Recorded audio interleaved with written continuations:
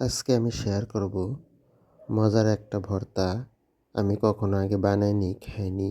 এই প্রথম টাকি মাছের ভর্তা।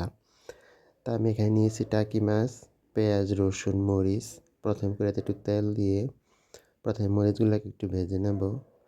মরিচগুলো ভাজা হয়ে গেছে, এখন আমি পেঁয়াজ রসুনগুলোকে একটু ভেজে নেব। পেঁয়াজ রসুনগুলো লাল লাল করে ভেজে আমি উঠিয়ে নেব। এদিকে আমি টাকি মাছে হলুদ আর লবণ মেখে নিয়েছি। এখন আমি পেঁয়াজ রসুন লাল লাল করে ভাজা হয়ে গেছে, এগুলোকে উঠিয়ে নিয়েছি।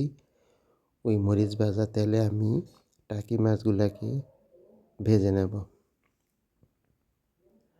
টাকি মাছগুলা একটু লাল লাল করে ভাজতে হবে। আমার টাকি মাছ ভাজা হয়ে গেছে, এখন আমি এগুলাকে কাঁটাগুলাকে বেছে নেব। তারপর আমি সব কিছু একসঙ্গে নিয়ে সরষের তেল দিয়ে ভালো করে মিক্স করে নেব। তবে আপনারা টাকি মাছের ভর্তা একবার হলো বানিয়ে খেয়ে দেখবেন। আমি কখনো বানাইনি, প্রথম বানাইলাম। খেয়ে দেখবেন। আমার মতো রেসিপি যদি ভালো লাগে অবশ্যই একটু লাইক কমেন্ট করবেন।